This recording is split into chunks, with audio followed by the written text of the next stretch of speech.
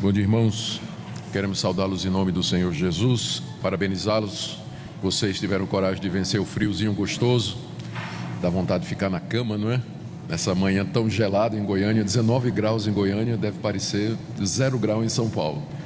Então, nós estamos aqui nessa manhã para juntos buscarmos o nosso Deus e o adorarmos, cantarmos os seus louvores. Sejam todos bem-vindos, nós os recebemos com muita alegria. Vamos abrir as nossas Bíblias no livro de Josué, capítulo 6. Por gentileza, deixe sua Bíblia aberta. No capítulo 6, nós faremos a leitura à medida que nós prosseguirmos com a exposição da Palavra de Deus. Josué, capítulo 6, fala sobre a conquista de Jericó. Nós estamos aqui diante do relato da batalha mais famosa da Bíblia toda. Essa é a história que nós aprendemos no departamento infantil, quando crianças. Tem até uma musiquinha sobre "Vem com Josué lutar em Jericó". A conquista da cidade de Jericó funciona na Bíblia de diversas maneiras. Primeiro, é um monumento, um memorial ao poder de Deus, porque era uma vitória impossível aos olhos humanos. Contudo, Deus deu a vitória ao seu povo.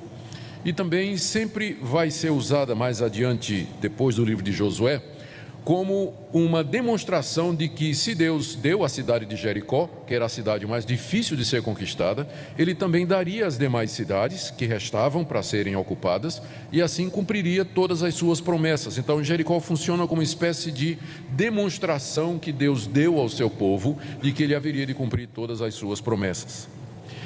E essa batalha e a conquista da cidade também é usada, especialmente no Novo Testamento, para ilustrar o que é fé.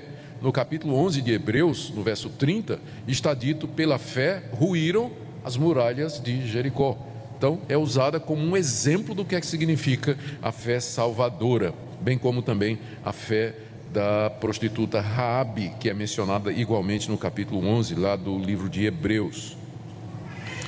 É interessante que durante muito tempo os críticos da Bíblia zombaram do relato de Jericó, porque não havia nenhuma prova arqueológica de que existiu uma cidade chamada Jericó. Até que, há cerca de 130 anos atrás, a arqueologia descobriu a antiga Jericó e descobriu as escavações, embora incertas, atestavam a existência de Jericó, as guerras que Jericó passou e as muralhas também. E aí vieram as explicações, não é? A queda das muralhas, que as escavações demonstraram que alguma coisa aconteceu.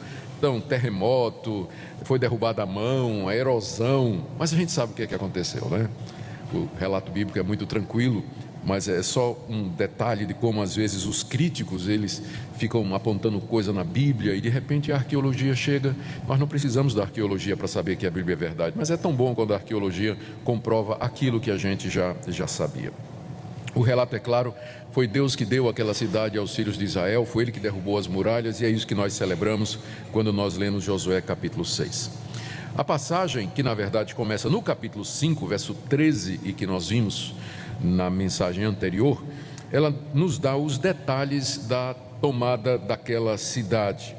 Como vocês se recordam, os filhos de Israel haviam atravessado o rio Jordão debaixo do controle ou do comando de Josué, haviam se acampado ali em Gilgal, em frente à cidade de Jericó, e tiveram um tempo de preparação para a conquista da terra que Deus havia prometido. Praticaram a circuncisão, celebraram a ceia, comeram os frutos da terra pela primeira vez, o maná parou de cair. E Josué, então, investigando ou espionando a cidade, ele dá de frente com um homem que nós vimos era o próprio Deus, Deus Filho, em figura humana, que vem assumir o controle da batalha. Nós vimos isso na mensagem anterior.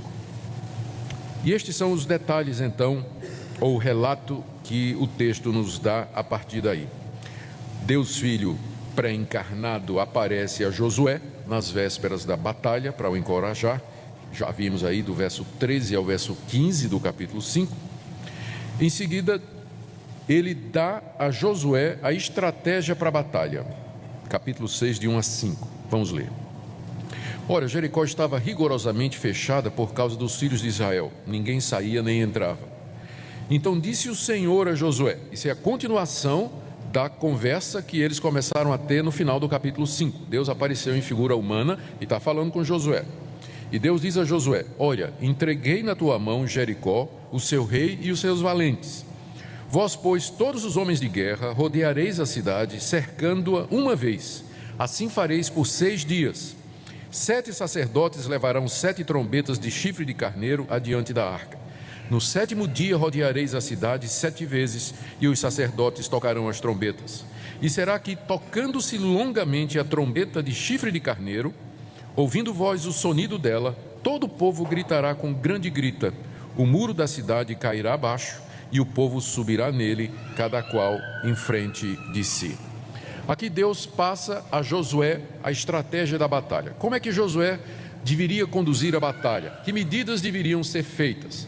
Em vez de orientações militares, Deus manda fazer uma, procissão religiosa. Em vez de dizer, olha, cavalaria vai por esse lado, artilharia vai por esse, coloca atirador de elite em tal lugar. Não tem nenhuma instrução militar. Deus simplesmente chama Josué e diz o seguinte: você vai colocar os sacerdotes, 7 sacerdotes tocando trombetas de carneiro, atrás vem a arca do Senhor e atrás vem os homens de guerra armados, quietinhos sem dizer uma palavra, e vocês vão rodear a cidade durante 6 dias. E no 7º dia alguma coisa, 7 dias, e no 7º dia alguma coisa diferente haverá de acontecer. O povo vai gritar, o muro vai cair e vocês vão tomar a cidade. Deus então passou essa estratégia estranha para Josué de como eles deveriam agir e tomar a cidade. Em seguida, Josué então chama os seus generais, os seus líderes, e repassa prontamente as ordens ao povo e especialmente aos sacerdotes, versos 6 e 7. Então Josué, filho de Num, chamou os sacerdotes e disse-lhes: levai a arca da aliança, e 7 sacerdotes levem 7 trombetas de chifre de carneiro adiante da arca do Senhor. E disse ao povo: passai e rodeai a cidade, e quem estiver armado, passe adiante da arca do Senhor. Lembrando aqui que o chifre de carneiro é aquele enroladinho, né? Era o chofar, não é que era esse tipo de trombeta, era feita de chifre de carneiro enroladinho. Só um detalhe que a gente às vezes fica imaginando como era aquela trombeta. Eu já vi desenho de os sacerdotes tocando aquelas trombetas de bronze compridas assim, né? Não tem nada a ver, era de chifre de carneiro. É bom ter essa figura em mente. A ordem então de Josué é passada com muitos detalhes e clareza para os sacerdotes e para o povo. O povo deveria seguir naquela procissão rodeando a cidade naquela sequência. Depois nós temos o relato de como o povo obedeceu. Do verso 8 a 14, Jericó é cercada durante 6 dias, de acordo com o que Deus disse. Verso 8: assim foi que, como Josué dissera ao povo, os 7 sacerdotes com as 7 trombetas de chifre de carneiro diante do Senhor passaram e tocaram as trombetas, e a arca da aliança os seguia. Os homens armados iam adiante dos sacerdotes que tocavam as trombetas. A retaguarda seguia após a arca e as trombetas soavam continuamente. Então o cortejo, a ordem do cortejo, vocês estão vendo aqui, os homens de guerra na frente, os sacerdotes, 7 deles tocando as trombetas, a arca do Senhor levada no ombro por 4 sacerdotes e atrás a retaguarda, mais homens de guerra preparados para a batalha, né? Era uma procissão interessante, um séquito, né, que devia rodear a cidade de acordo com a ordem de Deus. Verso 9: os homens armados iam adiante dos sacerdotes, isso aí já lemos. Verso 10: porém ao povo ordenara Josué dizendo: não gritareis, nem fareis ouvir a vossa voz, nem sairá palavra alguma da vossa boca até o dia em que eu vos diga: gritai, então gritareis. Assim a arca do Senhor rodeou a cidade, contornando-a uma vez.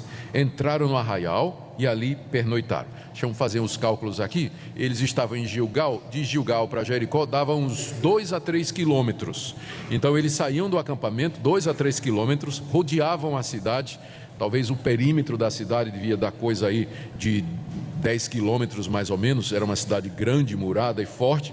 Faziam esse contorno todo e voltavam mais 2 ou 3 quilômetros para o lugar onde eles estavam acampados, como está no verso 11. Verso 12: levantou-se Josué de madrugada, os sacerdotes levaram de novo a arca do Senhor, Isso aí já era no dia 2. Os 7 sacerdotes que levavam as 7 trombetas de chifre de carneiro diante da arca do Senhor iam tocando continuamente. Os homens armados iam adiante deles e a retaguarda seguia após a arca do Senhor, enquanto as trombetas soavam continuamente. No segundo dia, rodearam outra vez a cidade e tornaram para o arraial, e assim fizeram por 6 dias.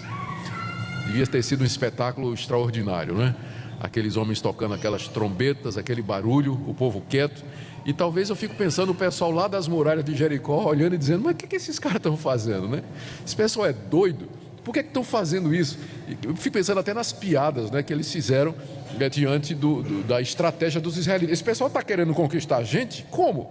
Com chifre de carneiro? Com essa caixa de madeira aí, essa arca? O que vai acontecer? Por que eu fico imaginando o que é que lá nas muralhas os moradores de Jericó ficavam dizendo, olhando para aquilo que estava acontecendo todo dia.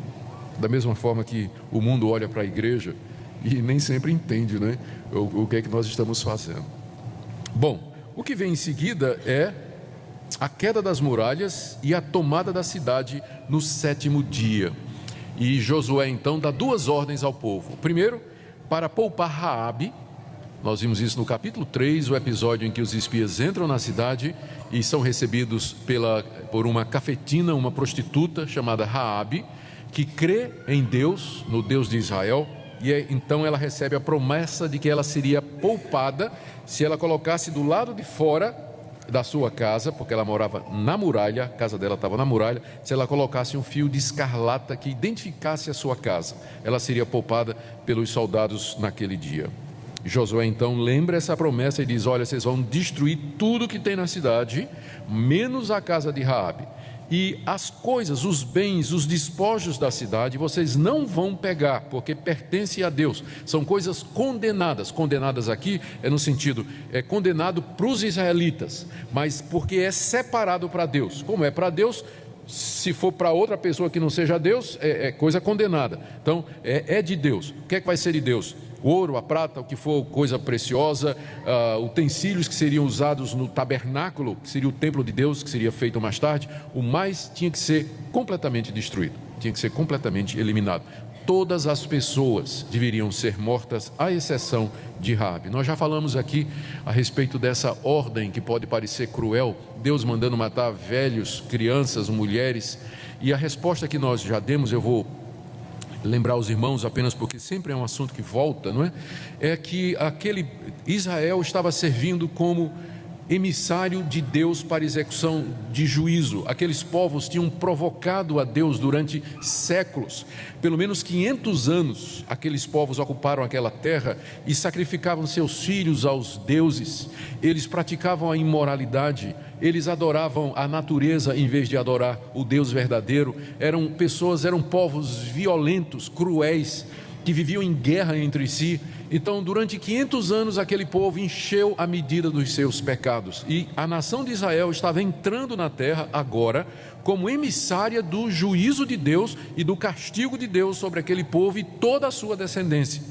Então, não era só uma guerra de conquista, mas era também uma expedição punitiva. Deus estava mandando Israel como chicote, como espada contra aqueles povos que o haviam desafiado por mais de 500 anos na terra.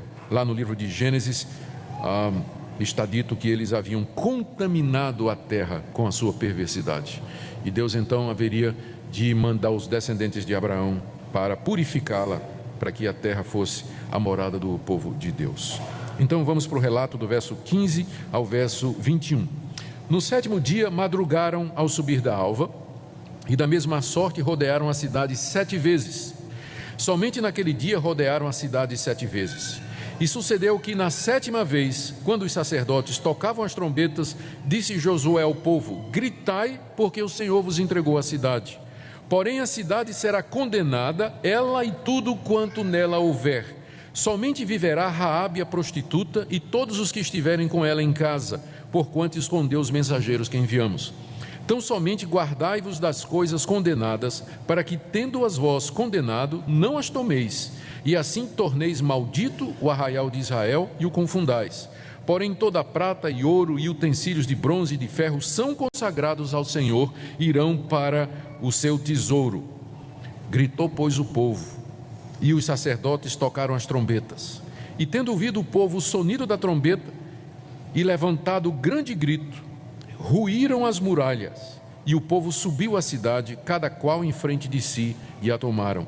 Tudo quanto na cidade havia, destruíram totalmente a fio da espada, tanto homens como mulheres, tanto meninos como velhos, também bois, ovelhas e jumentos. Aqui, em poucas palavras, você tem o relato de como a nação de Israel, sob o comando de Josué e pelo poder de Deus, tomou aquela cidade fortificada, conquista impossível aos olhos humanos. As muralhas ruíram quando o povo gritou por uma ação, sem dúvida, sobrenatural do nosso Deus. O verso 22 ao verso 25 relatam como Raabe foi salva, conforme prometido. Então disse Josué aos 2 homens que espiaram a terra: entrai na casa da mulher prostituta e tirai-a de lá, com tudo quanto tiver, como lhe jurastes.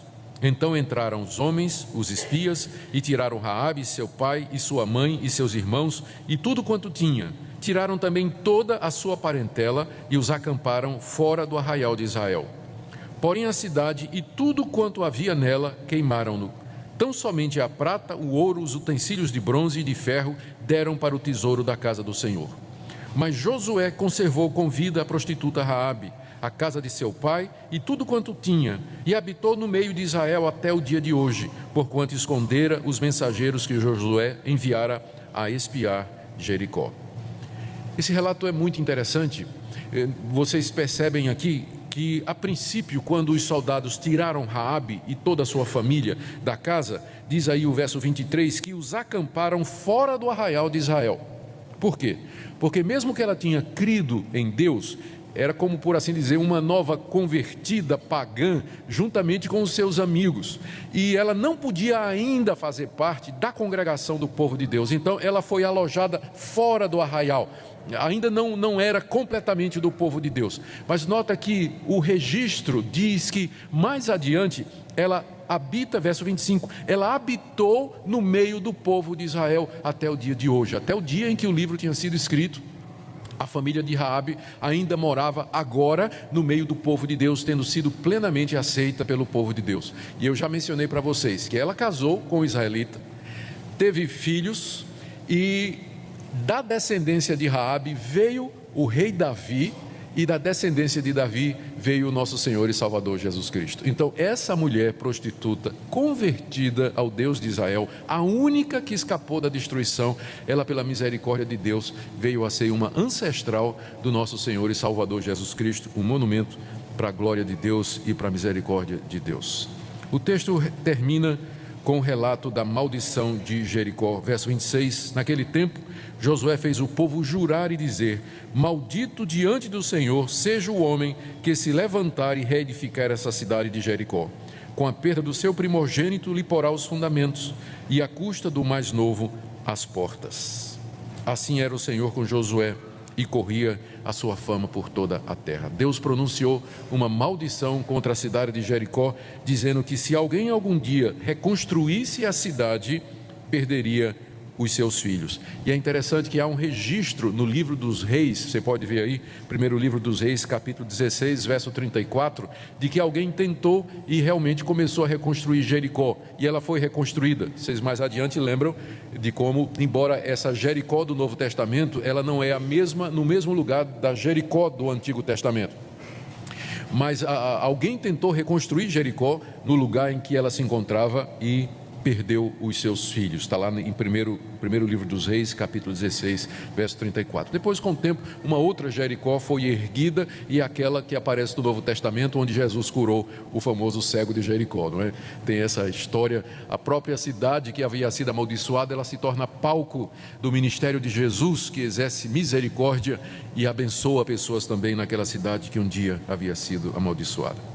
Gente, tem tanta coisa nesse texto, não é? Não é à toa que a gente gasta tanto tempo quando é menino na escola dominical aprendendo sobre Jericó. Tem até uma musiquinha, né? Vem com Josué lutar em Jericó.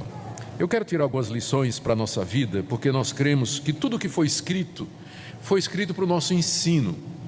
E se o livro de Josué é uma figura, é um ensino tipológico da conquista da Canaã celestial, da nossa peregrinação nesse mundo como filhos de Deus, com certeza esse texto tem lições preciosas para nos ensinar. Eu quero destacar 4 ou 5 delas para a nossa edificação nessa manhã. A primeira é que nós temos poderosos inimigos na nossa jornada em direção à vida eterna e que precisam ser vencidos.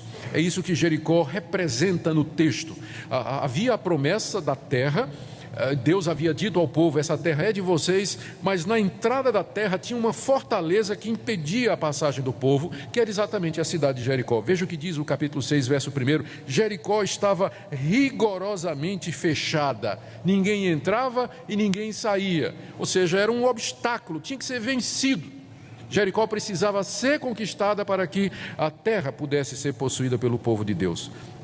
Ela estava bem na entrada da região montanhosa, uma espécie de vale, não é? Só tinha aquela entrada, por isso ela tinha que ser derribada. A Bíblia diz, fazendo uma comparação e sem querer ser muito alegórico, que nós temos muitos inimigos nesse mundo que ficam no caminho da nossa jornada. Entre eles a carne, a nossa natureza pecaminosa, o próprio diabo e os seus anjos e o mundo caído. E os três se combinam para formar Jericós no nosso caminho, fortalezas no nosso caminho, tentações fortes e repentinas, hábitos pecaminosos, situações que nos provocam e desafiam, medo, desânimo, incredulidade, através da dor, do sofrimento, da doença, do fracasso, às vezes ambições, desejos fortes e ilícitos, paixões proibidas. É tanta coisa que está no caminho do cristão.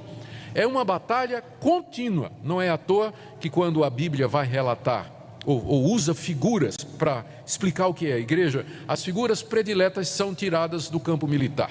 Deus é mostrado como um guerreiro, a igreja como um exército, o cristão é descrito na sua completa armadura em Efésios capítulo 6, sempre a figura de combate o bom combate, toma posse da vida eterna, há toda uma linguagem militar na Bíblia, exatamente porque nós estamos em luta.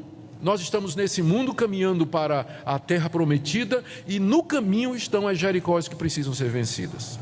Esses obstáculos, desafios, barreiras, eles precisam ser conquistados à medida que nós avançamos e caminhamos aqui nessa vida. Eu queria ler um texto do Novo Testamento, para vocês não pensarem que eu estou alegorizando demais, não é? Se eu estou alegorizando, Paulo também. 1 de Timóteo, capítulo 6, versos 11 e 12, ele diz para Timóteo: Tu, porém, ó homem de Deus, foge dessas coisas, antes segue a justiça, a piedade, a fé, o amor, a constância e a mansidão. Combate o bom combate da fé, toma posse da vida eterna, para a qual também foste chamado, e de que fizeste boa confissão perante muitas testemunhas. Notaram como a linguagem é parecida? Timóteo, combate o bom combate. Pensa lá na batalha de Jericó. Toma posse da vida eterna que Deus prometeu, como Ele também prometeu aquela terra ao povo de Israel. Ou seja, combater, tomar posse, ir em frente, lutar. Isso tudo são exortações que nós temos relacionadas com a vida cristã. Eu estou dizendo isso por causa da acomodação que claramente parece tomar conta da vida de muitos irmãos. Parece que eles já venceram todos os inimigos, que não há obstáculos a serem vencidos. É uma vida cristã passiva, acomodada.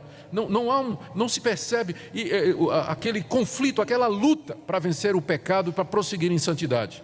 Pensando no inverso, de vez em quando chega um crente para mim e diz assim: pastor, eu estou na dúvida, eu não sei se sou crente, porque é o tempo todo lutando contra o pecado, o tempo todo eu estou enfrentando as minhas tentações, será que eu sou crente mesmo? Eu digo: para mim essa é a maior prova de que você é crente, porque você está no meio da batalha, você está lutando contra a sua natureza, você está lutando contra as tentações de Satanás, você está lutando contra as atrações do mundo. É exatamente esse o chamado do crente.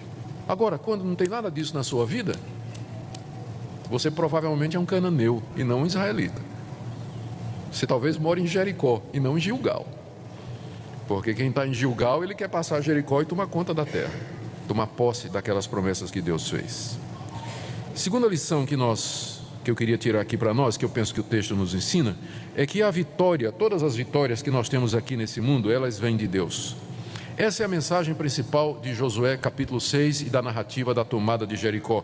Foi Deus quem deu a cidade. É Deus quem vai dar a terra. Ele apareceu a Josué, capítulo 5, de 13 a 15, dizendo: eu sou o general dos exércitos de Deus. Eu vim tomar posse do controle da batalha. Eu vim guiar vocês. Em seguida ele deu a estratégia. Vocês vão rodear a cidade durante 7 dias. A minha arca vai estar lá para deixar. A arca simboliza a presença de Deus. O que é que uma arca está fazendo num campo de batalha? Exatamente isso, para dizer que é Deus que está no comando dos exércitos de Israel. Os sacerdotes são servos de Deus. As trombetas, elas eram as trombetas da convocação, que eram tocadas para convocar o povo de Deus, porque Deus queria se reunir com o povo, indicam a presença de Deus. Tudo tinha a ver com o conceito de que é Deus quem vai lutar por nós, é Deus quem vai nos dar a vitória.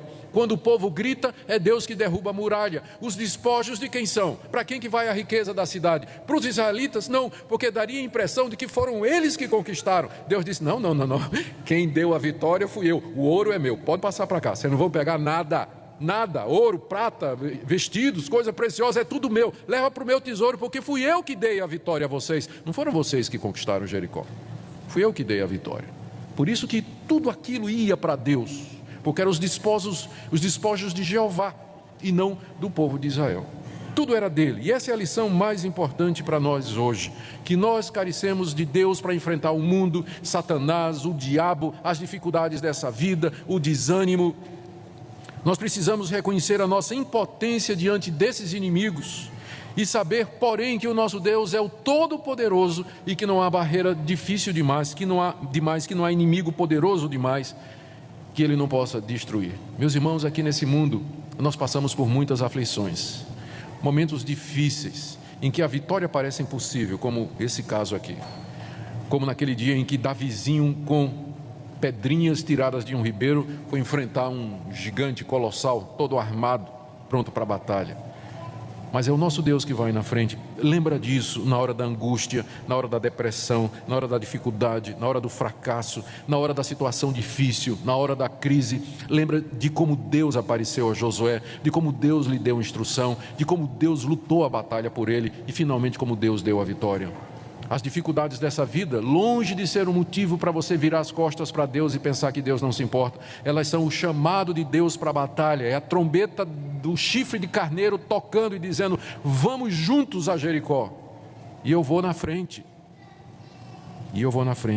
dar a vitória a vocês. Terceira lição que eu queria tirar é que embora nosso Deus é o Deus que Ele é o nosso Deus que vai lutar as batalhas por nós, e nossa parte é confiar nele. Eu já disse para vocês que esse episódio aqui, ele é citado no Novo Testamento como exemplo de fé. Hebreus capítulo 11, que é o famoso livro da galeria dos heróis da fé. Pela fé ruíram as muralhas de Jericó depois de rodeadas 7 dias. Hebreus capítulo 11, verso 30. Em que sentido aquele povo teve fé?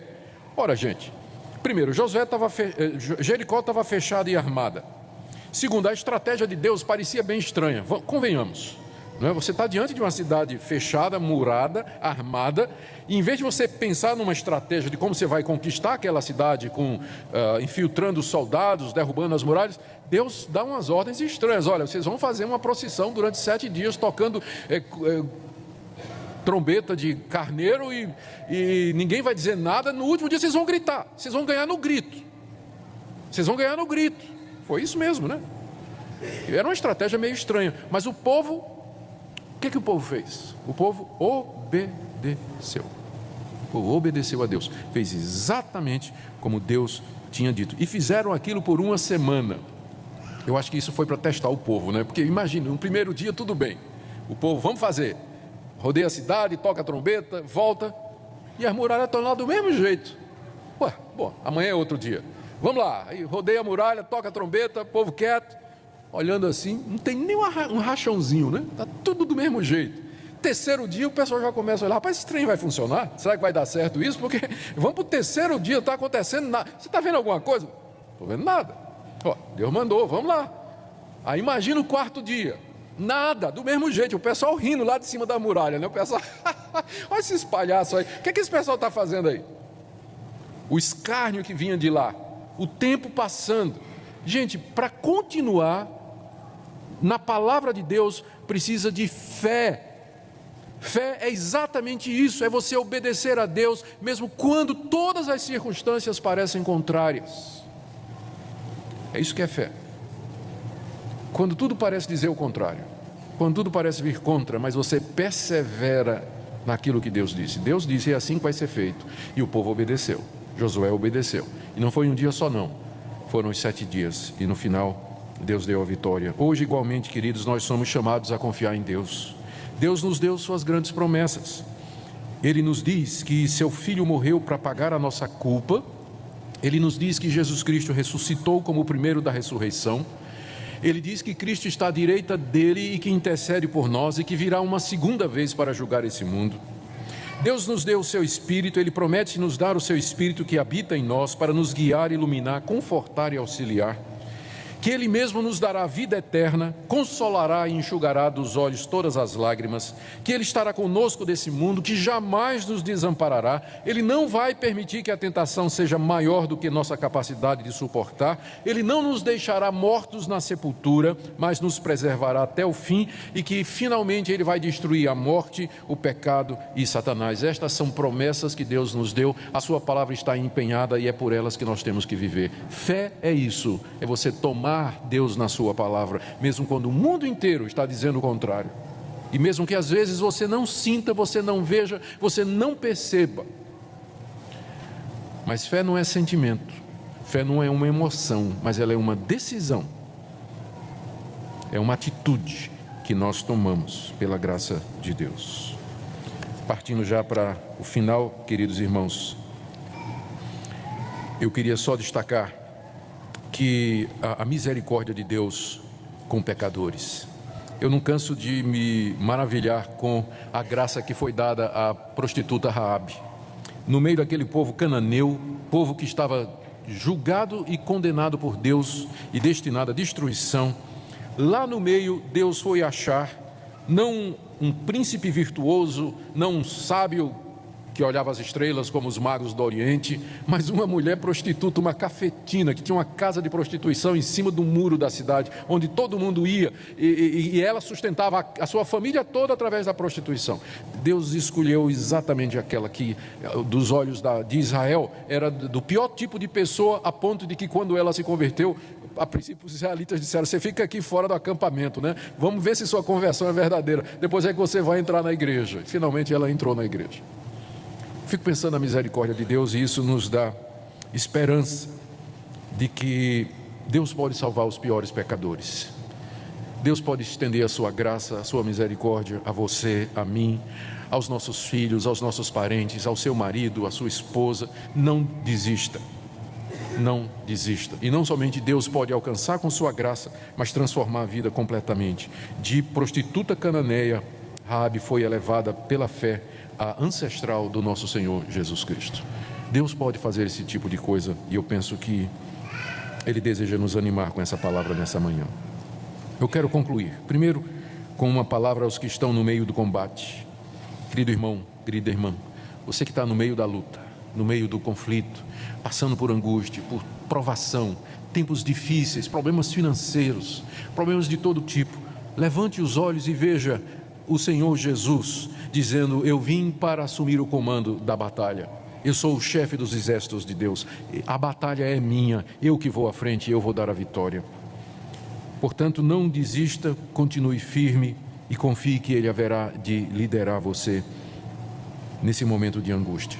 Talvez você caiu, talvez aqui nessa manhã haja irmãos ou irmãs que caíram, que foram derrotados pelo pecado, derrotados pelo mundo, derrotados por Satanás. Seria o momento de você perguntar, por que é que você caiu? Será que deixou de confiar nas promessas? Será que deixou de obedecer a Deus, de andar por fé nas palavras de Deus? Lembre-se que a luta continua e que Deus estende a sua mão e que Ele quer tomar você de onde você está e reintegrá-lo na batalha, mais experiente, mais sábio e mais preparado agora. Mas é preciso que você se arrependa e que você busque a Deus e diga, Senhor, eu quero voltar a lutar, eu não quero me entregar mais, eu não quero ficar caído, mas eu quero integrar as tuas fileiras no combate da vida eterna.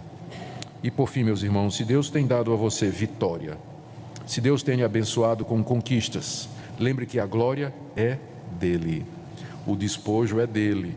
Porque nós temos essa tendência de que quando Deus nos dá vitória nesse mundo, a gente vai pegar o despojo, né? Como se fôssemos nós que houvéssemos conquistado aquilo. Mas Deus diz: lembra que toda a glória é minha, e Ele não divide a glória dele com ninguém.